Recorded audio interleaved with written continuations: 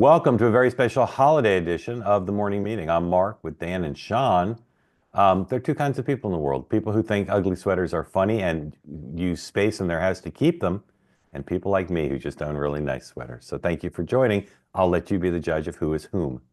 We have lots to talk about today, including the sweaters, and we want your participation, your critiques. Maybe we'll do a contest whose sweater is uglier or nicer. I don't know. My sweater, I think, is lovely, because I don't believe in ugly sweaters. Thank you for joining. As always, this program is about two things primarily: the future and the past. No, it's about what's happening today in the world of politics. I'll run through the daybook and we'll do some analysis. It's also about peace, love, and understanding, the presumption of grace for all, an opportunity to have conversations. For instance, much on my mind is the dominant media is casting threats to primary people, Republicans who might vote against Trump nominees, as some sort of like thuggish whatever. Some of the ways those messages are being conveyed are thuggish, but this is a big, wide open democracy of political extravaganza we have. We'll talk about it. I don't see what the problem is of saying, if you don't vote the way we want you to vote, we'll run someone against you. I thought that was democracy, not thuggery, but we'll discuss it. Thank you for joining. If you're here on the two-way platform and you want to be in the conversation, please raise your hand. We love new people. So many first time, long time this week. Oh, music to my ears. So please raise your hand, become part of the conversation, no matter who you supported in the campaign or where you live or whether you own ugly sweaters or not. Gentlemen, good morning. Tell us a bit about your ugly sweaters. How long have you owned them? Where'd you get them? What's on them? Dan, you first. Sure. I've owned this for about 20 hours. Went to Amazon when Sean made the suggestion. So it's vintage. You would be surprised at the plethora of options when you go to Amazon and type in ugly holiday sweater. There are a lot. All right, 20 hours. So was it delivered in a day because you live in Manhattan? Yes, it was, and hopefully I don't have hives by the end of the show. Are you able to return it? No, I'll keep it. This will come in handy. Okay. What country was it? What country was it made in? Oh boy, I'm gonna guess. Given its price, not domestically. Okay, check the label. Maybe turn off your camera. Check the label. Sean, what about the provenance of your ugly sweater? Yeah, this one has a pocket. It's very practical. All right, before you go, Dan, can you tour us through yours? Oh, let's see here. What's it? This is golf, and it's like Scottish. It's like Scottish golfing Santa. It's in honor of our president-elect. It's golf. Yeah. All right, Sean. Sorry, Sean. Go back to your tour. I apologize for interrupting. Well, I mean, I didn't know we were going there. Yeah. So I'm more of a utilitarian. Like I looked at this and I thought, how nice you have an ugly sweater. How long have you owned it? I got this at the Norfolk Navy Exchange a year or two ago. Yeah, this is a vintage. So it's like a family. At this point, it's a family heirloom. Yeah, after a year, if it doesn't disintegrate, then, like, or the fibers don't cause a massive rash that make you throw it out, then it's a keeper. But I love the utility of having a pocket. When you're at a party, you just take your drink and you can walk around. It serves a huge purpose. Don't kill me, but what are those things? Are those candles? What are those things that look like jalapeno peppers and peppermint sticks? Yeah, they're candles. Candles, okay. Yes, Santa. Look at that. See, my Santa's in shape, Dan. This is the Mama Santa. Look at that. Your Santa has guns. Yeah, that's a bro Santa right there. Yeah. Right. And what's going on with that yellow patch? It just says, "Put your drink in my pocket." It advertises. It welcomes people in during the holiday season. It's got utility and instructions. It's like something from IKEA. If you weren't here last night for Two-Way Tonight, we had a community member come on. I don't know if he's here again today. Mikey, who was for 20 years the top marksman. What did he say he was? He's the sniper. He was the top sniper. The top sniper in the Israeli military, and that was just for that and a variety of others. It made it a very bro-y episode, and I think your sweaters maybe contribute to that. So it's not pure bro-y here, but bro-y is in. Bro-y is part of the au courant conversation, so it's good that we're dabbling in bro-y. All right, today it is Brett. Bro-y is Brett. Bro-y is the new Brett, maybe. Thank you for joining. Please raise your hand if you want to get in the conversation. Oh, I failed to mention, don't write crap in the chat. Don't write crap in the chat. In either platform. Holidays. Happy holidays for those of you on YouTube and here on Two-Way.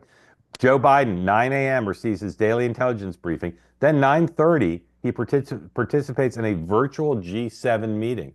I don't know if that's live or how that's going to be covered, but um, I look forward to seeing what comes out of that and what they discuss. I don't know much about it except it's on his schedule. The vice president will be in Washington, D.C., where she will receive briefings and conduct internal meetings with staff.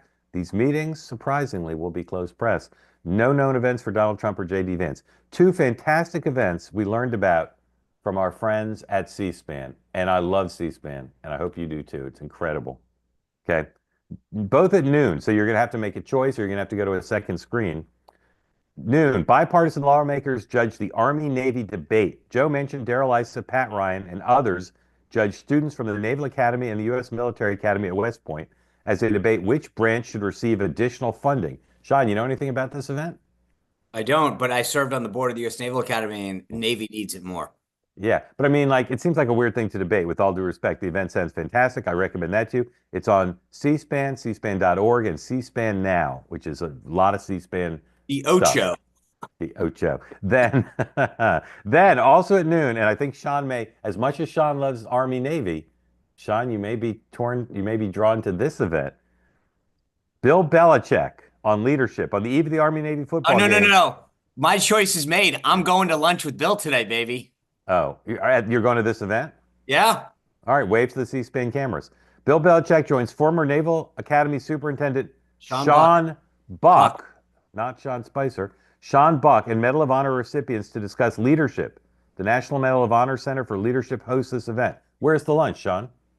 It is at Where the are you going? Reagan building. You gonna show us your Belichick stuff? No, I'm going to show you something better. Okay. Just pro tip for a lunch like that. Maybe you don't already know this. Eat first. Don't eat at the lunch. The food will be bad and it'll only distract you from being able to enjoy the event. Eat first. It's called a lunch, but don't treat it as a lunch.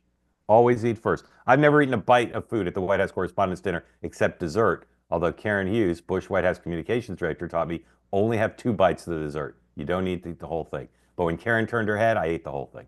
But anyway, there's some advice. What do you got for us, Sean? That was the Medal of Honor.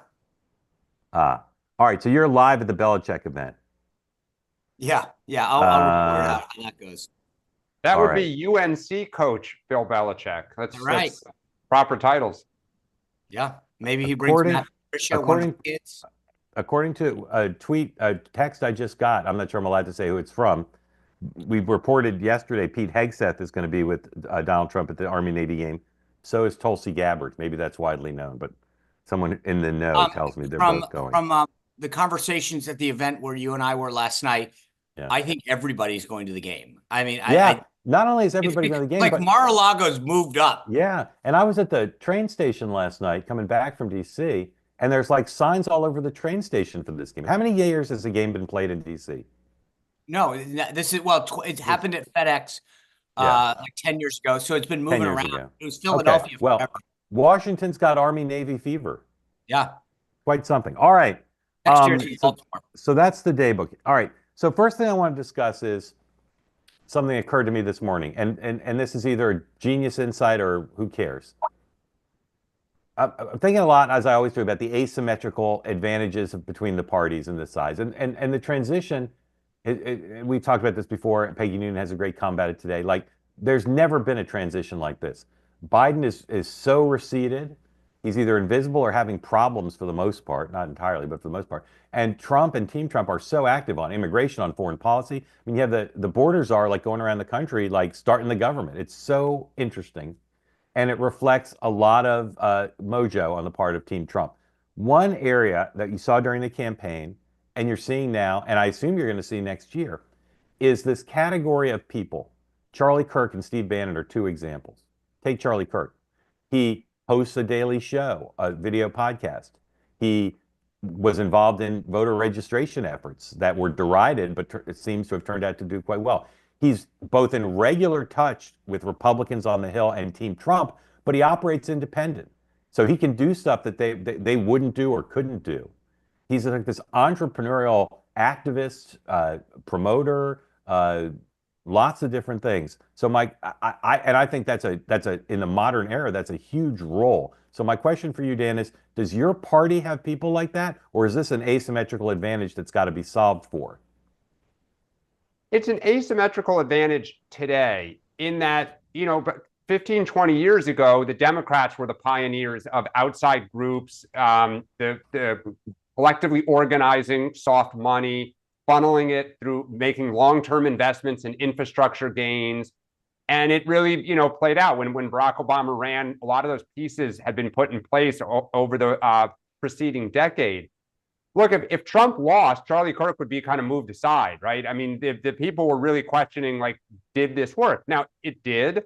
So his prominence has grown. But I think the Democratic Party, what it doesn't have is the investments that they have made have been in stuff like ground game with, Latino research and stuff like that.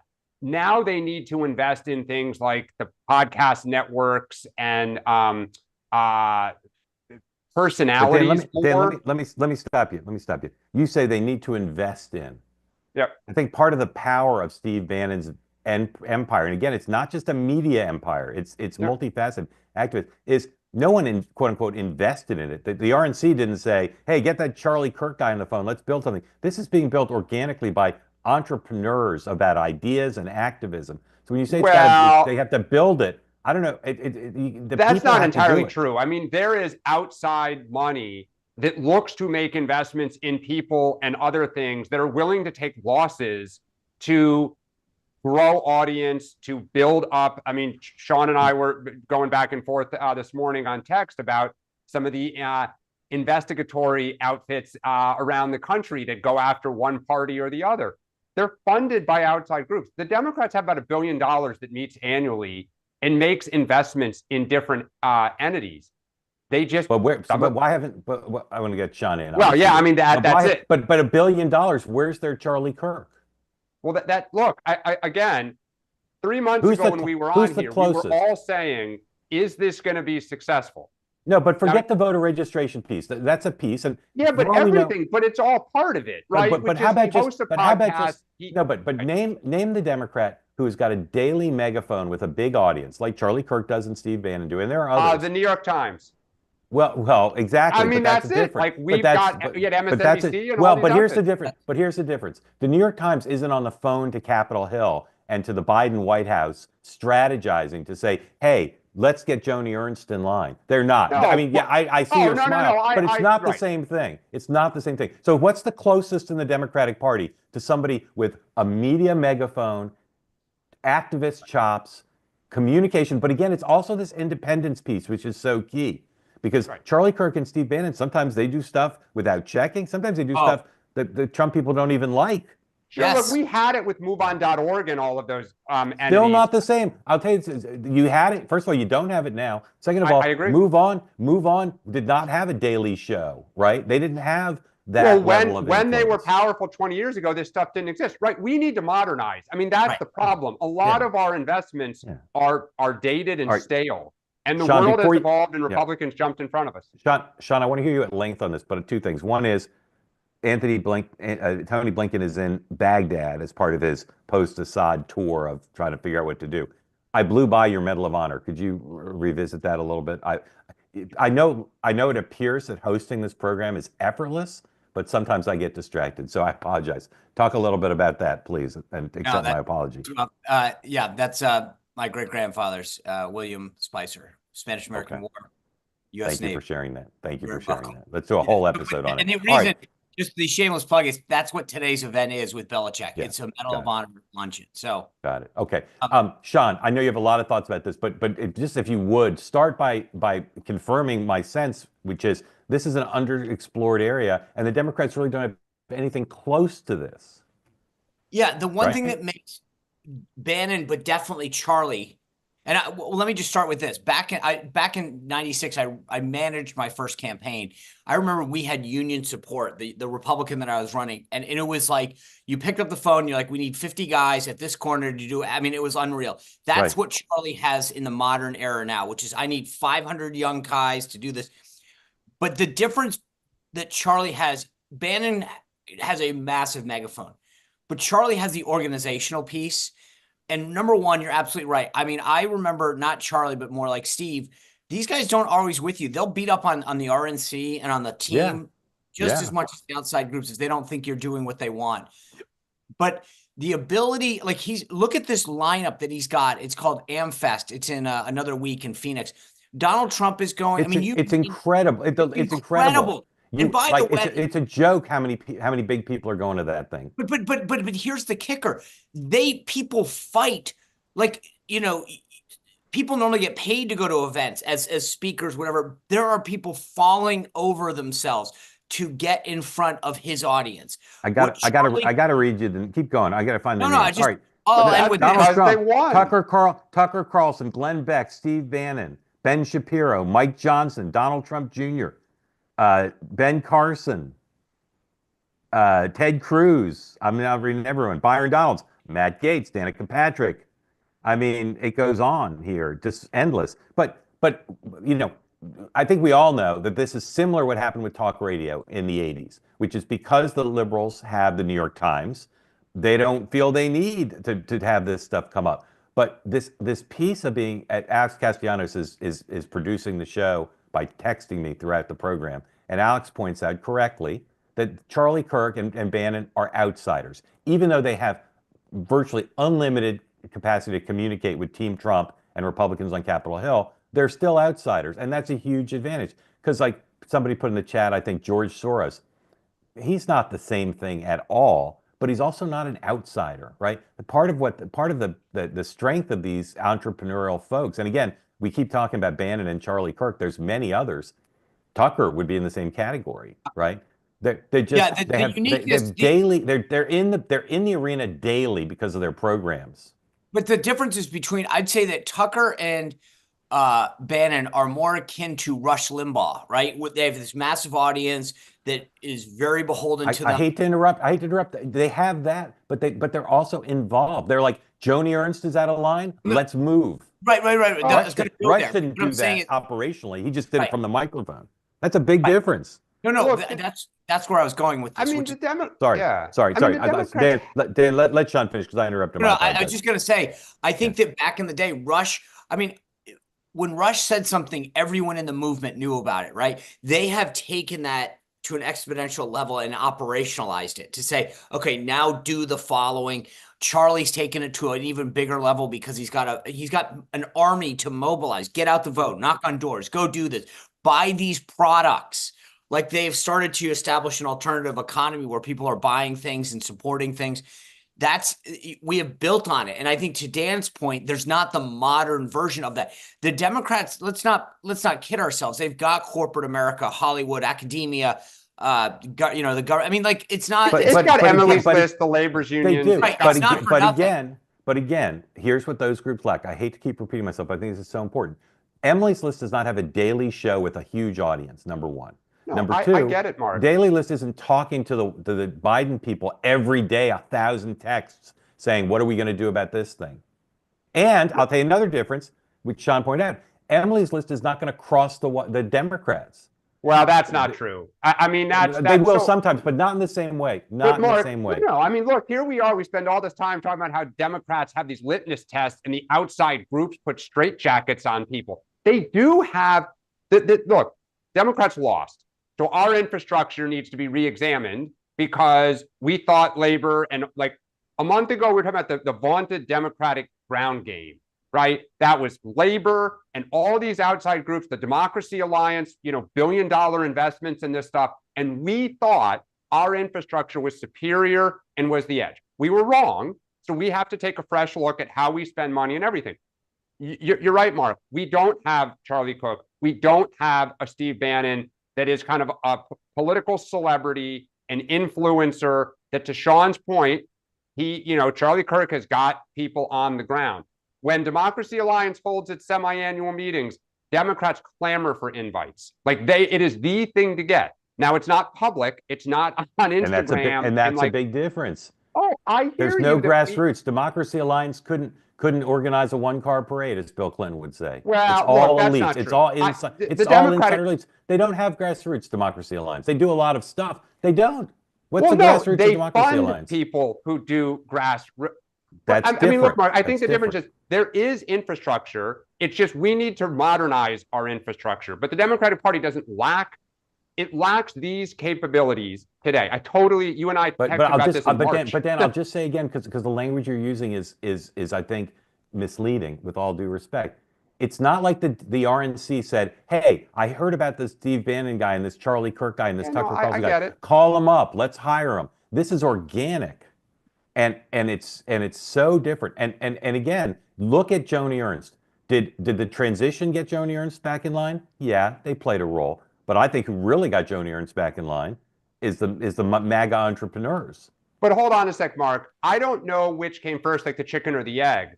The fact that Donald Trump, when he was running in 15, was the outsider and, he gave Bannon the audience. Like he gave him credibility. He has invested in Charlie Kirk himself. If Donald Trump turned on Charlie Kirk and had waved him off and whatever, he probably is influential. But like it comes from the top. They are independent. It is organic. The Trump energy is organic. The Trump movement is organic. And I think they're a part of that. But if they turned on Trump, I would be curious to see, if they would still have power if Donald Trump went after them, right? Right. So I think Yeah. they're not that Yeah. independent. Sean, somebody put in the chat, again, I never read the chat, but I happen to know. Somebody put in the chat, Pod Save America. How is the full functionality of Pod Save America different than what we're talking about on the right? Because there are some similarities. Yeah, I mean, I think initially, the funny thing is, I think if you look at the trajectory and put them over the top, I think Pod Save America went like this, but then it flattened and Charlie just kept going up. So they lacked the organizational aspect of it, right? So I think initially out of the gate, the first couple of years, they were very well versed, well known. But here they were well, and they have a big audience. But here's what I think is different about them is name anything they've ever changed in the real world. Well, hold on a second. Let's see how all of this does once they have to govern. Like in 2 years, let's see if this machine is as together and influential. Totally agree. Because look, it is very hard. Like the world happened on Joe Biden's watch. And when you own government, you can't make everybody happy. It is messy. It is a problem. Like when we look at some of these topics here, like governing is a you-know-what. And so for Donald Trump right now, he is the ultimate woulda, coulda, shoulda, right? You are the outsider. You're saying, I would have done it better, et cetera. So everyone loves you. Everyone's hopes and dreams are still in front of them. But when the reality hits, let's see if this group is as together and in support of Donald Trump. Sean, what are Donald Trump's 3 biggest political problems right now at a time when he's having a spectacularly good week politically? What are his 3 biggest problems? Take them off. Mitch McConnell, Lisa Murkowski, and X, meaning not the platform. We'll see who that fill in the blank. Yeah, Dan, do your list, and then I want to bring up one other thing. Who's on your list? I would say his biggest problem is it's the economy versus the rest of his agenda, right? Immigration roundup is going to be messy. It could cause economic problems, world events, the tariff wars. At the end of the day, he got elected on fixing the economy. Yeah, just another asymmetry, and it's connected, is Musk, Ramaswamy, Sachs, right? Okay, you talk about Soros, you talk about these other very prominent Democratic billionaires, multimillionaires. They're not moving to Wilmington. They're not dropping their time from their businesses and doing Doge. They're writing checks. They're going to conferences. The level of hours and association. George Soros isn't going to an event with Joe Biden and standing on the stage. You know what I'm saying? Like their billionaires right now, at least, are all in. They're not just writing checks. And by the way, now you have Mark Zuckerberg and Jeff Bezos genuflecting at Mar-a-Lago, writing $1 million checks and going to Mar-a-Lago to kiss the ring, and that's something else. Like that's different. That's another asymmetry, and it's both a symptom, it's both a manifestation, and a cause of Trump's role right now. Trump is on a roll, and these guys are like, yeah, I got to write $1 million check to get in the door at Mar-a-Lago. I don't. Do you remember conservative billionaires going to Wilmington during the Biden transition? I don't. Well, wait a second. They are members of the incumbent party. And that would be Donald Trump right now. Like they Well, kissed but the they're ring. also but they're also left wing. Yeah, they're not though, Mark. They're totally Well, hedged. Their well, government well, relations team. their government relations teams are hedged, but their employees and their corporate cultures are woke. I don't know. Bezos, I think, is more conservative personally, but their Sure, corporate but look, cultures are woke. well, They but don't look, like Trump. They don't want Trump to be okay. Well, president. no, but hold on a second. So when Obama ran, Eric Schmidt was camped out in 2012 in that campaign headquarters. Eric's an exception. Eric is an Right. Well, exception. but so hold on. So when somebody wins, the other side comes and tries to make amends. Rupert Murdoch sat down with David Plouffe and David Axelrod in February of 2009 because Fox wanted to get on the right side of that. Here's the difference. You ever seen Eric Schmidt like at a rally with like a popular following, like But Eric? But hold it's on, not Mark. the same. Why is Musk and everyone there a little bit? Trump is malleable. Trump is transactional. So they think we can really do some business because the guy's not going to get in our hair. The guy's going to outsource us. And the guy is just like, you go do you, and you tell me I'm great. You spend on me, like I'll reciprocate. That is not a traditional way of doing it. It may prove to be good. Let's see when things get bumpy if Elon Musk and everyone's still having the bromance. I mean, I think right now it's a honeymoon. Everyone can do their thing and no one's upset yet because they don't actually have to do anything. Sean, I don't know. I'm on the opposite Sean, of you today. Sean, do you want to say anything else about this? You know, sometimes I've it must be the sweater. Yeah, I've learned sometimes you just Sean.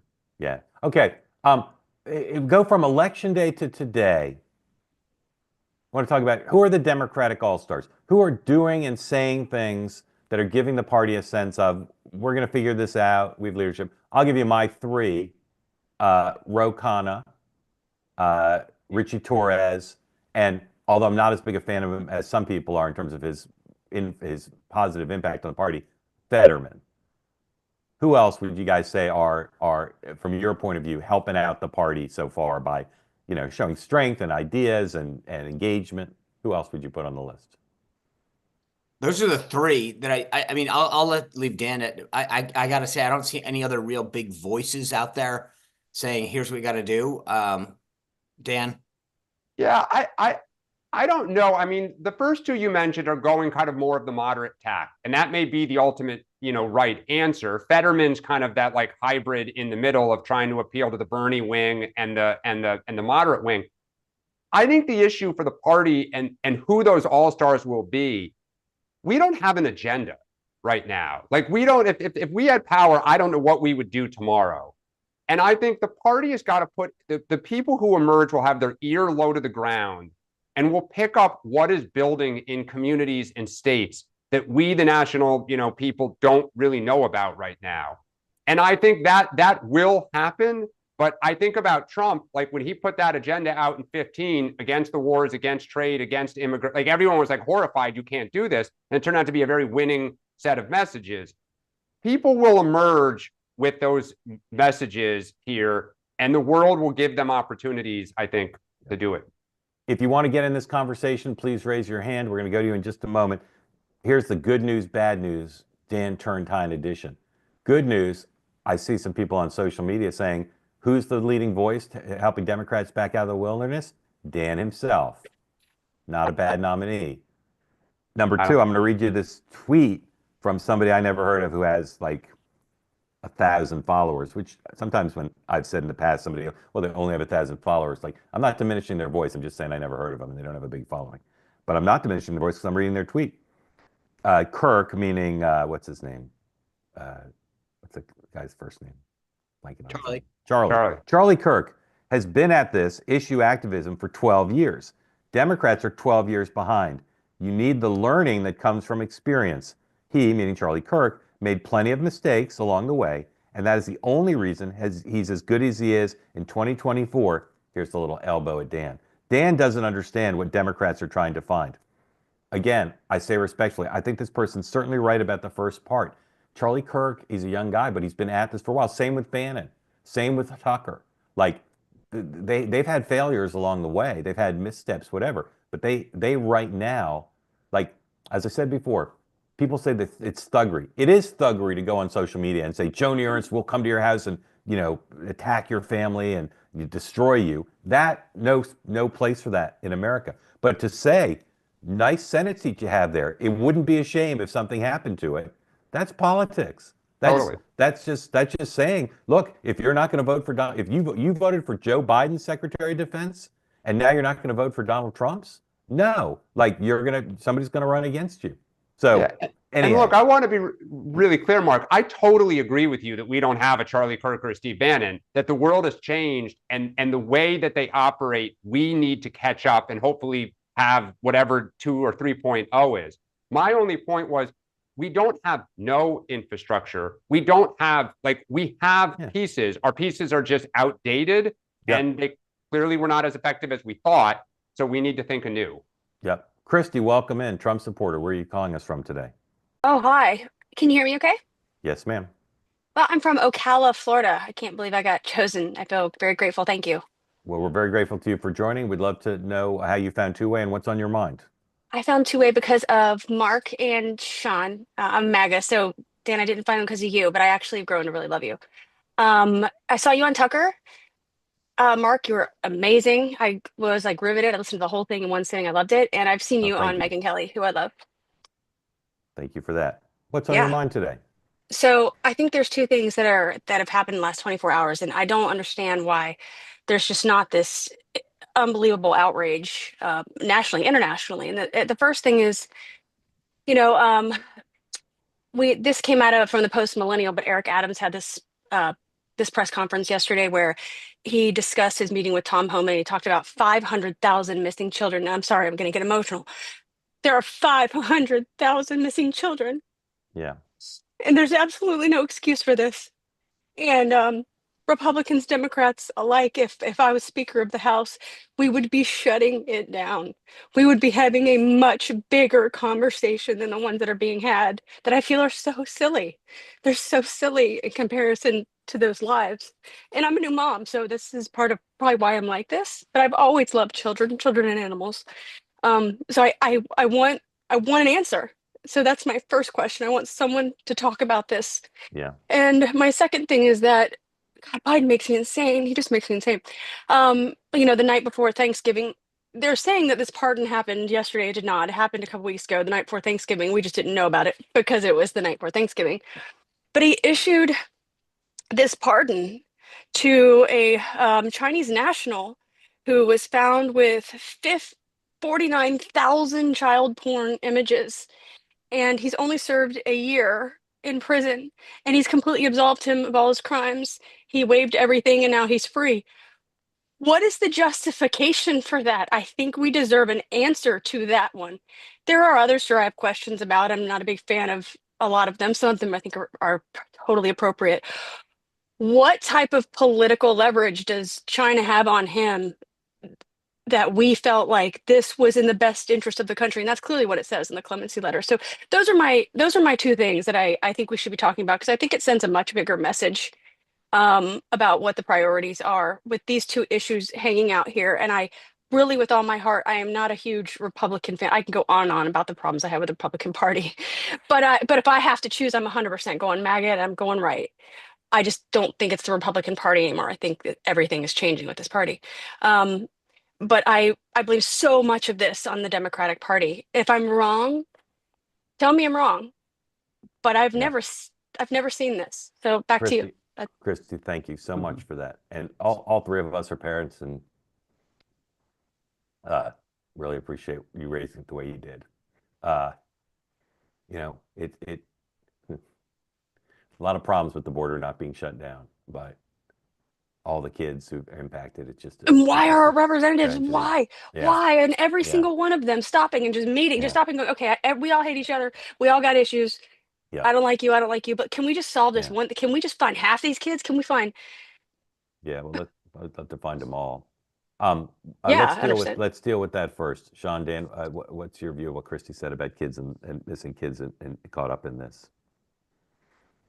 Yeah, I'm glad you raised this, because we talk about family separation, and yet the number of kids and women that are trafficked over the border, thrown into the amorphous, to me, I'm with you.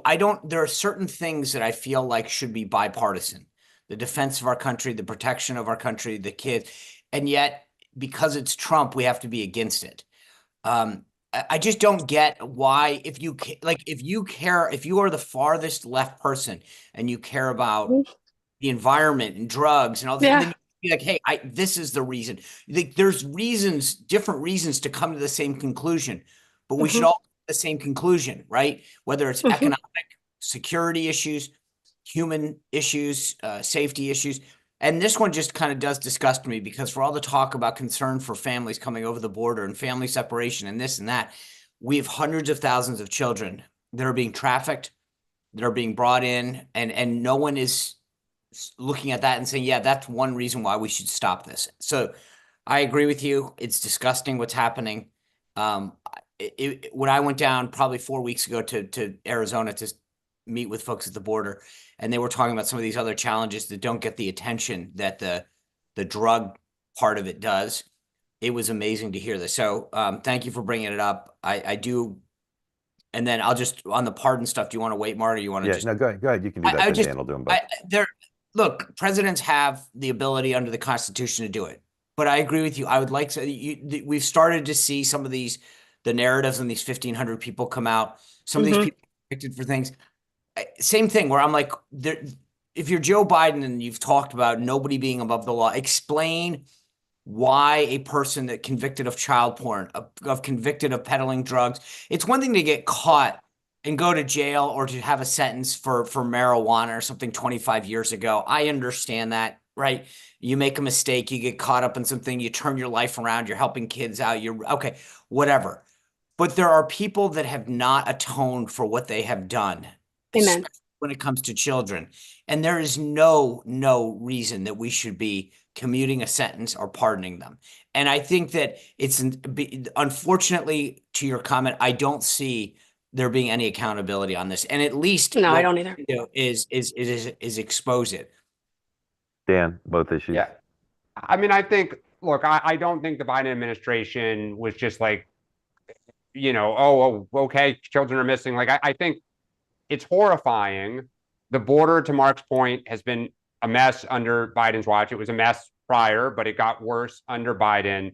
The party has not wanted to talk about it because I think they thought if they gave an inch, they were going to lose a mile. That they just could not allow any conversation on this topic because it would be to their detriment and the playing field would move. It would be. Right, to Donald Trump. But that's, not a good excuse when you have hundreds of thousands potentially of children missing and who knows what has happened to them. So I think, I'm empathetic a little bit, but I'm also not, that the Biden administration just refused to deal with this when everyone saw the problem getting worse and worse. On the pardons, it is a bipartisan tradition of some of the pardons being political headaches. Every party has, anytime you do something to the scale that it has just been done, I mean, I'm not surprised names weren't, put out right away. Everyone is digging through them. President Trump had some very unique pardons when he left office, for reasons that did not seem to make a lot of sense. So the pardon, this has been causing headaches for both parties for years. I don't think anyone would defend, or I would need to hear a lot more before I would try to defend the pardon to that specific individual. But, it just causes headaches. So the thing that I find fascinating about this, and we talked about it a couple days ago, I really think there was, and again, I'm not advocating, just to be clear, but if you put my hat on and say, if you're Joe Biden, what could you do in your final 30? Amen. Okay, I would say go out and find a bunch of people that were convicted of low-level drug offenses, possession when they were kids, things that tarnished their record, and wipe them clean. Okay, again, I'm not saying that that's what I would do. I'm saying if I were advising a Democrat, get some credit for key constituencies, especially among, Black men, where he's done a lot. He's touted himself as a legacy, right? But when you raise it to the level of 1,500 like they did, and you're going to see, I mean, here's the thing. There's a lot of stuff when you get to that number, 1,500, there's cracks in that just happens. But this is where the sloppy gets noticed, right? And Trump, we had our own issues, right? didn't vet things. I mean, yeah, there you go, Dan. You're laughing. Just as long as that's pointed out. Yeah, right. exactly. But I mean, but this, when you move fast, things happen and mistakes happen. And this is, again, where I just go, this was an unforced error. Yep. The Biden team could have easily sat down and said, you know, Mr. President, you've tried to establish a legacy with the LGBTQ community, with the Black community. We're going to compile some with the Chinese, you know, and this was, again, another blown opportunity for Biden to go out the door saying, I did this for the Black community. I did this for the LGBT, whatever. He could have picked 5 constituencies. I did this for the children. Sure. And now we're going to not focus, but we're going to go through the 1,500 and dig up some people that got incarcerated for some bad things. And there's the bad part of it, the policy, but then there's the political, which I think we're trying to focus on now. Well, and I think from what I understand, a lot of those pardons were for reasons exactly that you just said. They had rehabilitated themselves, like laws have changed. And so under current circumstances, I think one of the other things that unfortunately happens for both parties when it comes to pardons is everyone puts their hand in the cookie jar. All your friends, members of Congress, everybody you know, because the power is absolute. You're leaving office or you're transitioning, you know, and everybody weighs in. Please, please, please, please, please. And for a guy who's been around for 50, 60 years, there are a lot of IOUs out there. And somebody may have said, you're going to take a hit, but if it's 1 out of 1,500, everyone will move on, and you say, for you, I'll do it. And unfortunately, again, both parties have this problem when issuing pardons. We need different people in Washington. Sorry. Christy, so grateful to you for coming on and expressing what you did and the way you did it. How old's your baby and what's her name? She's 6 months and her name is Everly Rose, and she's the most beautiful thing we'll ever see. She's perfect. Yeah. Thank you. We're really grateful to you. Before you go, which sweater's uglier, Dan or Sean's? Uglier, not better. Or Mark's. I mean, come on. I kind of like Dan's, so I would probably say Sean's. But Sean, you're both I probably wear Dan's. Yeah. You can vote for Mark's. Yeah, you can vote for mine, but mine. Oh, I can? Oh, well, no. I'll vote for you, Sean. You've got the ugliest one. All right. Christy, thank you for Sean's the winner. It's my pleasure. I appreciate what you. Sorry, I cut you off there a little bit. Thank you. All right. Paul, come on in. Tell folks where you are. What's on your mind, please? After you unmute. Got to unmute first, Paul. Unmute, right? Is that good? Yes, sir. Fantastic. Yeah, Dan, I'm sorry. I'm an Eagles fan here, but I'm calling from South Florida. Longtime educator, now transitioning to more like editing and writing. Sean, I want to go back to something from your show the other night, and you were talking to Megyn Kelly, and the issue that bothers me most is the concept of accountability. As a teacher, you need to hold people accountable, you need to hold students accountable, or they'll keep doing something again. And you were talking about, and this is something where I feel the president, as much as I appreciate the president, I get it. He's not exactly the most articulate on some things, but the concept that is driven is the concept of retribution. And I just want accountability, you know. And I go back to, 14 years when Speaker Pelosi sat there and used the term, we'll find out what's in the bill once you vote for it. And there's never a pushback by the media. And I think it's led Democrats to feel, I don't know how to put it, invincible, that they can say anything, do anything. I mean, for the first time in the history of the House, a select committee was minority representation was not allowed, and she chose her own. You have a majority leader in the Senate not hold a trial for an impeached cabinet officer, and it's like there's never pushback from the media, so they felt that they were invincible. And my point is, when are people held accountable? Because we try to take the high road, but if not, I feel like Democrats are just going to keep doing the same things over and over and over again. Well, hold on. And I'll leave that out to you. And then I have one more real quick question for you all. Let me ask you first question, Paul, just to clarify. You're a Harris supporter who watches Sean's No, show? no. I'm a Trump supporter. Okay, it says Harris In after South your Florida. name. I'm an Eagles fan. So Dan, Okay. try to be. Why does it say? You're a Why great does it say, person. Paul? Why does it say Harris after your name on your screen name? Oh, I don't know. No, I don't know. It doesn't. Okay. It shouldn't. right. I've signed in. I don't know. Okay. It All right. shouldn't. Go ahead. Sorry. I was going to say on the select committee, that was Kevin McCarthy's decision to not participate. That was not Nancy Pelosi's. Oh, no, okay. Not participate. That's not. They said Jim Jordan couldn't be on there, but then first time in the he said, well, then history we're of the taking United Rebels and going States home. that the First majority time. dictated who could be on a committee, who the minority could choose to serve, and that was un-American. I mean, this is the first time in the history of the United States that the majority dictated to the minority which members were available to serve. That is. Well, they only said two could not serve. And even Trump said to McCarthy, "You're an idiot for walking away," because we had nobody on the. I mean, like, so it was not a case of like you guys cannot participate. Like Okay. that's just in fairness you here, have the people you want.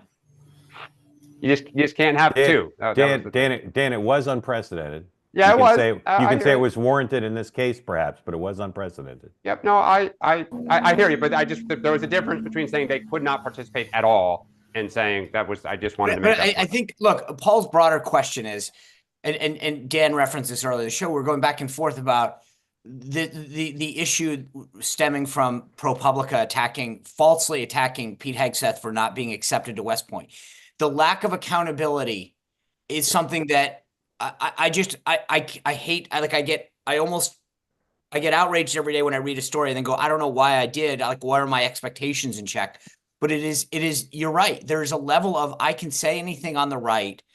And if I make some stupid comment, every Republican on the Hill is going to get asked, will you condemn this? Will you do this? Someone says something on the left. I remember at the RNC, I called a reporter from the Washington Post at one point and I said, hey, Congressman so-and-so just said the following, da-da-da. And he goes, yeah, I haven't heard about it yet. I go, so wait, let me get this straight. Last week you called me because Timmy from Thomas Jefferson Middle School said some outrageous thing and his father voted Republican once. And today a senior member of Congress makes a comment and you have never heard it. There's a level of I agree with you. The lack of accountability is brazen. And the president doesn't use that term when he's talking about things. When Kristen Welker pressed them on Meet the Press, he's talking about success being the final retribution. And I think that's noble. But if you take the high road and there's no concept that, like, he turns back to her, I wish he would say to her, if you found out somebody was undermining the democratic process, wouldn't you want to hold them accountable? And I just think that I don't want to go down a rabbit hole with you, Paul, but right, we go through this whole issue during COVID, and then Fauci comes out afterwards, and we say, "How did you come up with 6 feet?" And he was like, "I don't know. I just fixed it 5, 4, 6." And I'm like, "Wait a second. No one holds this guy accountable for what he. I mean, there are people who say things that affect our lives. They get away with it, and I'm sure Dan can come up with a bunch of people on the right too, but there's a lack of accountability." That when these leaders say something, they get away with it. And it's usually on the left where there's no follow-up. I mean, they're going after Pete Hegseth because they called him a liar because he claimed in an interview that he was accepted at West Point, which is true.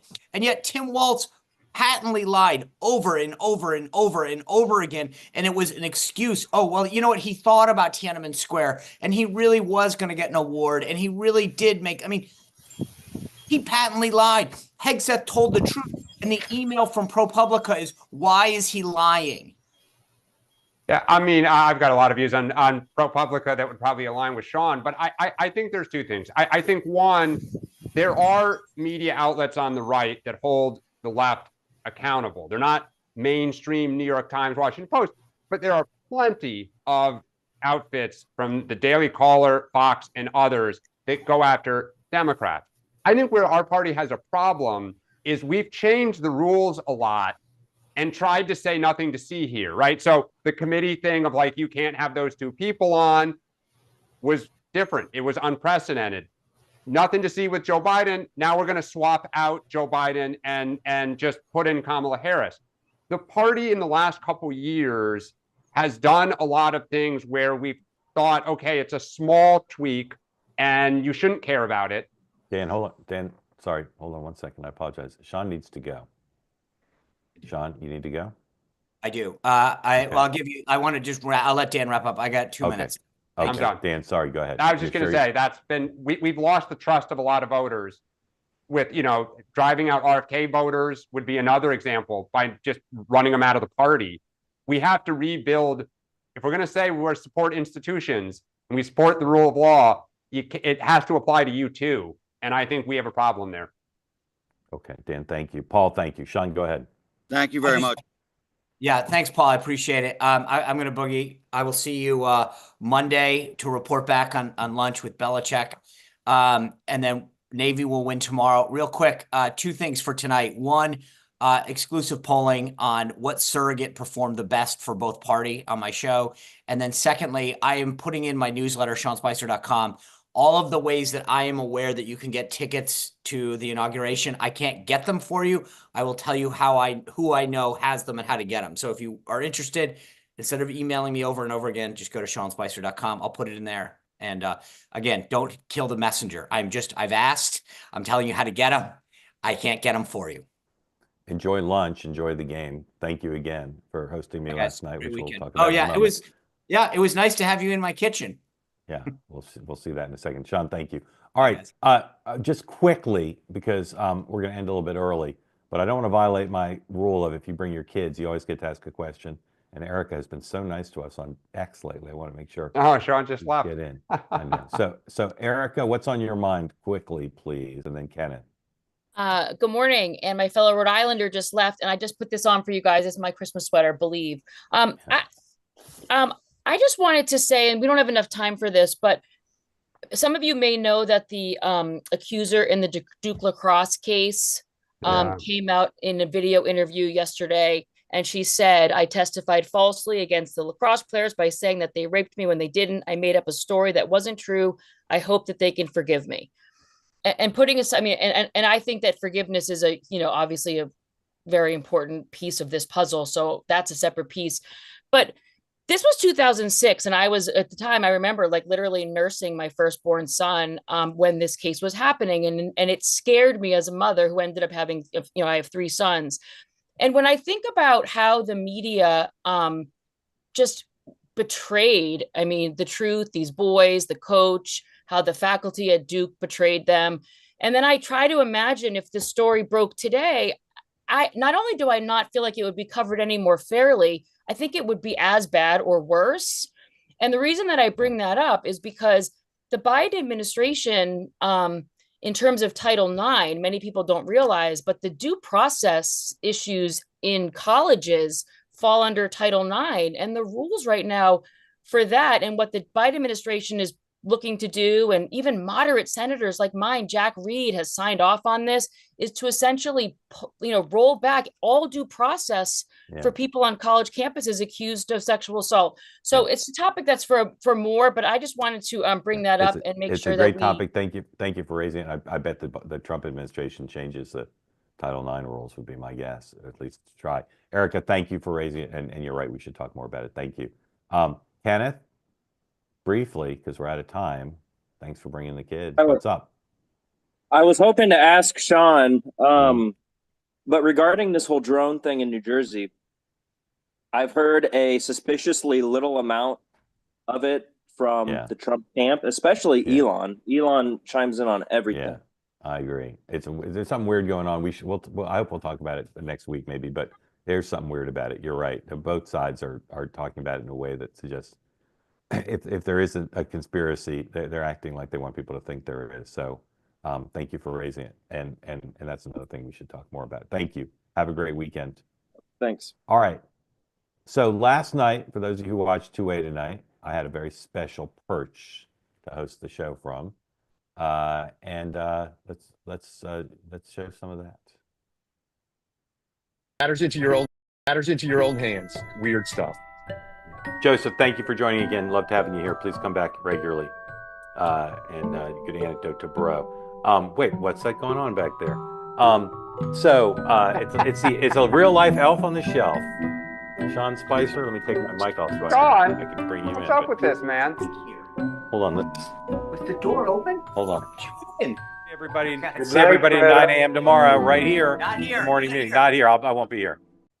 All I can say is, like a lot of stuff you see on video and on TV, the setting of Sean's beautiful anchor position is not anything.